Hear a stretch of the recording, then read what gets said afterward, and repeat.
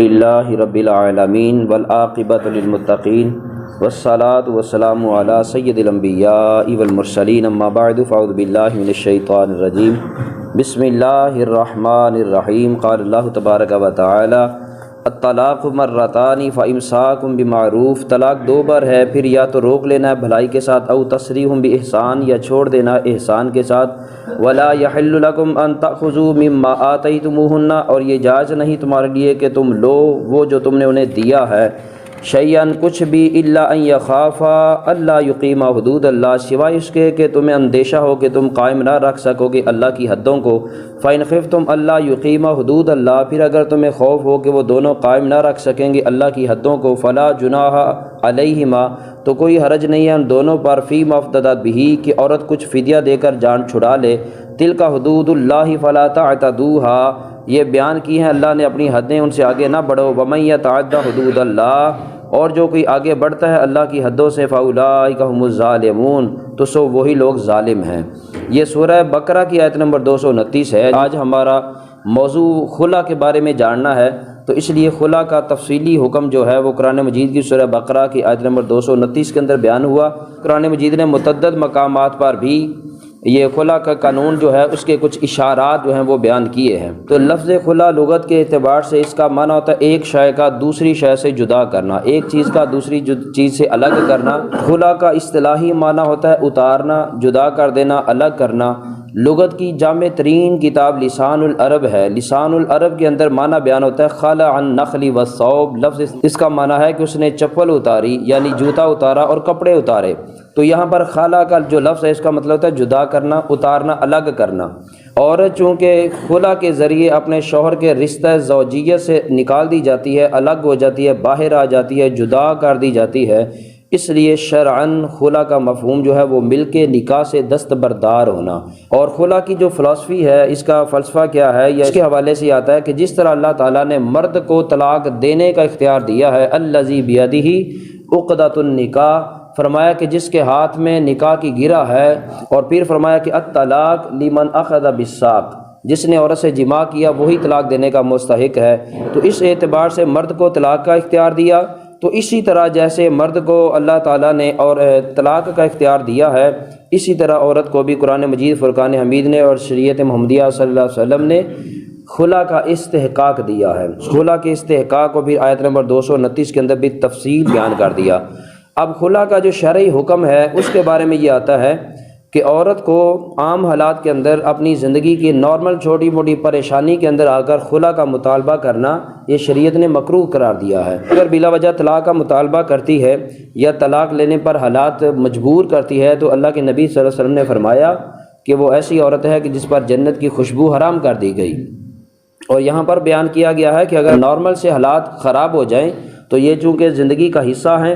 آپس کے اندر دونوں میاں بیوی کے آپس میں تنازعات بھی ہو جاتے ہیں، جھگڑا بھی ہو جاتا ہے، ناراضگیاں بھی ہو جاتی ہیں، تلخیاں بھی ہو جاتی ہیں، اور یہ سارے معاملات چلتے ہیں، لیکن چھوٹی چھوٹی بات پر آ کر اگر عورت خلا کا مطالبہ کرتی ہے تو شریعت نے اس کو مکروہ قرار دیا ہے۔ لیکن فرمایا کہ اگر ان دونوں کے درمیان آپس کے اندر اتفاق اور اتحاد نہ رہتا ہو، مزاج اور خیالات کے اندر یکسانیت نہ ہو، حسن معاشرت کی کوئی امید نہ ہو، یا اللہ رب العزت نے جو حدیں قائم کی ہیں ان حدوں کو وہ قائم رکھنے کے لیے اور ان کو نبھانے کے لیے اگر کسی اعتبار سے بھی انہیں کوئی امید نظر نہ آتی ہو، تو پھر پہلا حکم یہ ہے کہ مرد عورت سے کچھ معاوضہ لے کر اسے اپنی زوجیت سے آزاد کر دے، اور اسی کا حکم یہاں پر آیت نمبر 229 کے اندر آیا ہے۔ اور یوں ہی فرمایا کہ اگر عورت اپنی ازدواجی زندگی سے مطمئن نہ ہو اور وہ شوہر سے شرعی اصولوں کے مطابق خلا لینا چاہتی ہے، تو پھر اسے چاہیے کہ جو کچھ حق مہر میں لیا گیا تھا وہ اس کو واپس کر کے اپنا جو ہے خلا کا حق استحقاق استعمال کر سکتی ہے۔ اب دیکھنا یہ ہے کہ اسلام کے اندر سب سے پہلا خلا کا حق کس نے استعمال کیا تھا، چونکہ قرآن مجید فرقان حمید کے نزول کے بعد مسلمانوں کے لیے شریعت محمدیہ صلی اللہ علیہ وسلم کے اندر خلا کی یہ آپشن خواتین کے لیے آ گئی، ان کا استحقاق آ گیا۔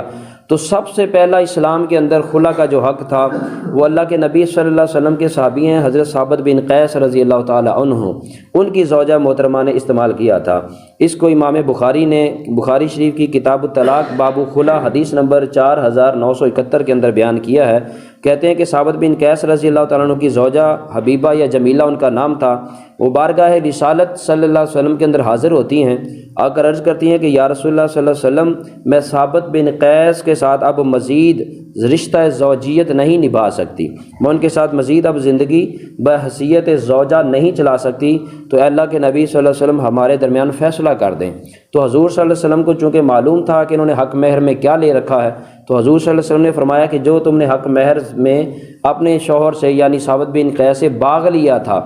پھلوں کا باغ، کیا تو وہ واپس کر دے گی؟ عرض کی یا رسول اللہ صلی اللہ علیہ وسلم ہاں میں واپس کر دوں گی۔ اب حدیث پاک کے جو لفظ ہیں وہ بڑے قابل توجہ ہیں، وہ یہ ہیں کہ جب انہوں نے یہ کہا کہ یا رسول اللہ صلی اللہ علیہ وسلم میں ان کے ساتھ رشتہ زوجیت اب نہیں نبھا سکتی، لیکن انہوں نے ساتھ یہ بھی کہا، لیکن کہا کہ میں ان کی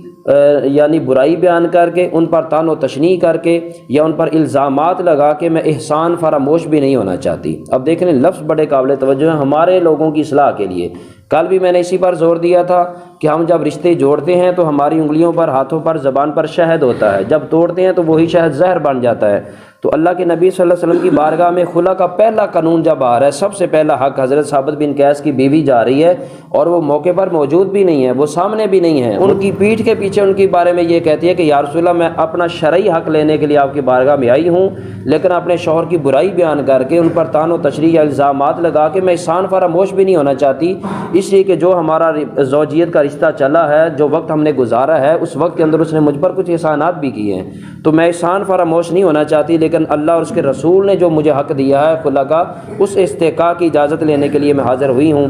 تو رسول اکرم صلی اللہ علیہ وسلم نے فرمایا پھر ٹھیک ہے کہ جو سے باغ تو نے مہر میں لیا وہ اس کو واپس کر دے اور اس سے پہلی طلاق کا مطالبہ کر دے۔ تو اس وقت حضرت ثابت بن قیس کی زوجہ حبیبہ یا جمیلہ نے اپنے شوہر سے طلاق کا اللہ کے نبی صلی اللہ علیہ وسلم کی اجازت لے کر پہلا استحقاق استعمال کرتے ہوئے شریعت محمدیہ صلی اللہ علیہ وسلم کے اندر پہلی طلاق کا مطالبہ جو تھا وہ کیا گیا، اور پھر شریعت محمدیہ صلی اللہ علیہ وسلم نے اس کے مزید جو احکامات ہیں وہ مختلف جگہوں پر بیان کیے ہیں۔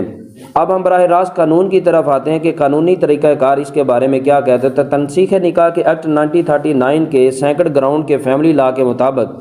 قانون یہ کہتا ہے کہ جب عورت خلا کا کیس عدالت کے اندر فائل کرواتی ہے اور وہ یہ چاہتی ہے کہ میں اپنے شوہر سے ازدواجی تعلق توڑ دوں اور ان سے طلاق لے لوں، تو لکھا ہے قانون کے اندر کہ جب سب سے پہلے کیس فائل ہوتا ہے اس وقت عدالت عالیہ کو یہ چاہیے کہ اس کیس کو دیکھنے کے بعد سب سے پہلے شوہر کو جو ہے وہ نوٹس جاری کیا جائے جواب دعویٰ کے لیے۔ یہ سب سے پہلا پروسیس ہے اور پہلا مرحلہ یہ ہے کہ عدالت اس کا کیس لینے کے بعد شوہر کو جواب دعویٰ کے لیے نوٹس جاری کرے تاکہ وہ بھی اپنا مدعا بیان کر سکے اور وہ بھی اس کو بھی پتہ چلے کہ میری بیوی نے، میری زوجہ نے خلا کا حق جو ہے وہ لینے کے لیے عدالت میں رجوع کیا ہے۔ اب قانون یہ کہتا ہے کہ 8 دن تک اس کا انتظار کیا جائے، 8 دنوں کے اندر اگر شوہر کی طرف سے جواب دعویٰ آئے تو پھر اس کے مطابق آگے کارروائی کی جائے، دیکھا جائے کہ وہ کون سی ایسی ریزنیبل چیزیں ہیں جس کی وجہ سے عورت جو ہے وہ خلا کا حق لینا چاہتی ہے، اور شوہر کے اندر کون سی ایسی خرابیاں ہیں یا خامیاں ہیں جس کی وجہ سے یہ سلسلہ نہیں چلتا۔ اور اگر نوٹس دینے کے باوجود شوہر عدالت حاضر نہیں ہوتا تو پھر اس کے بارے میں قانون یہ کہتا ہے کہ پھر ان دونوں کو طلب کیا جائے، ان دونوں کو طلب کرنے کے بعد کورٹ روم کے اندر فیس ٹو فیس ان کی آپس میں ملاقات کی جائے، جس کو قانون کے لفظوں کے اندر ابتدائی مصالحت کہتے ہیں۔ ابتدائی مصالحت کی کوشش کروانا یہ عدالت عالیہ کا اور قاضی وقت کا ان کی یہ ذمہ داری ہوتی ہے۔ تو فرمایا کہ میاں بیوی دونوں کو کورٹ روم میں بٹھا کر مصالحت کا موقع دیا جائے اور انہیں یہ کہا جائے کہ تم لوگوں نے غصے میں آ کر، جذبات میں آ کر، غلط فہمی میں آ کر جو قدم اٹھایا ہے اس سے اگر تم باز آنا چاہتے ہو یا اس سے دستبردار ہونا چاہتے ہو یا اپنے کیے ہوئے فیصلے سے پیچھے آنا چاہتے ہو، انڈرسٹینڈنگ کرنا چاہتے ہو، تمہارے پاس موقع موجود ہے، تم کر سکتے ہو۔ اور قانون میں یہ ہے کہ اگر ان کی وہ ابتدائی مصالحت کی ملاقات ناکام ہو جاتی ہے اور ناکام ہونے کے بعد وہ دونوں اپنی بات پر قائم ہوتے ہیں، یعنی عورت اس بات پر قائم ہوتی ہے کہ میں نے کسی بھی اعتبار سے اس کے ساتھ اب وقت نہیں گزارنا اور رشتہ زوجیت اب مزید آگے نہیں چلانا، تو ایسی صورت کے اندر پھر عدالت عالیہ کو چاہیے کہ وہ شوہر کو پہلی طلاق دینے کا مطالبہ کرے۔ مطالبہ کرے، طلاق جاری نہ کرے۔ یہ بات ذہن میں رکھ لیں، کل بھی ہم نے یہ پڑھا تھا کہ الذی بیدہ عقدۃ النکاح، نکاح کا اختیار شوہر ہی کو ہے، عدالت کو پھر بھی اختیار نہیں ہے کہ وہ اس کو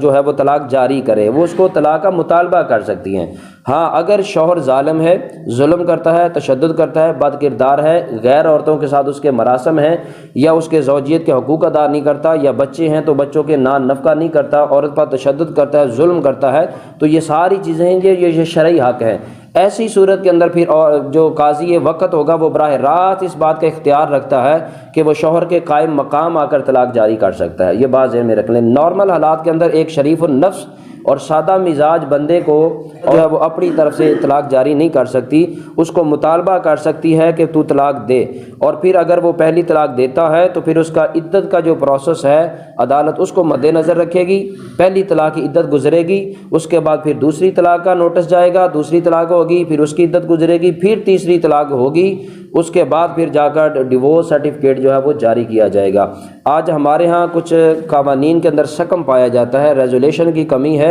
اور اس کے اندر بڑے بڑے مستند علماء کرام جو قوانین کو سمجھتے ہیں، جنہوں نے قانون پڑھے ہوئے ہیں،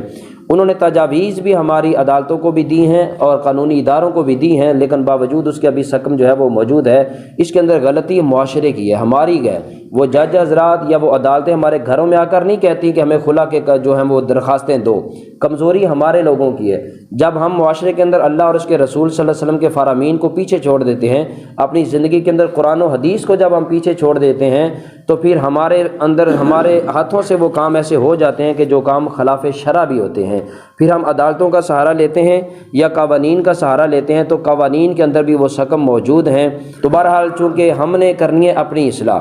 ہم نے اپنی اصلاح کرنی ہے، اور ہمیں پتہ ہونا چاہیے کہ خلا کے بارے میں قانون کیا کہتا ہے۔ تو جیسا کہ میں نے عرض کیا کہ قرآن و سنت کے آئلی قوانین کے مطابق اگر میاں بیوی کا معاملہ آئے اور بیوی جو ہے وہ خلا کے لیے عدالت میں رجوع کرے، تو قاضی وقت کا سب سے پہلا حق یہ ہے کہ وہ رضاکارانہ طور پر شوہر کو طلب کرے، سب سے پہلے مصالحت کی ملاقات کروائے۔ اگر مصالحت کا رستہ بن جائے تو فابہا، اگر نہ بنے تو وہ پھر پہلی طلاق کا اس کو مطالبہ کرے، اپنی طرف سے طلاق جاری نہ کرے، اور اس کے بعد عدت گزارنے کے بعد دوسری طلاق کا مطالبہ، پھر عدت گزرنے کے بعد تیسری طلاق کا مطالبہ، اس کے بعد یہ پروسیس کمپلیٹ ہوگا تو ڈیورس سرٹیفکیٹ جو ہے وہ جاری کیا جائے۔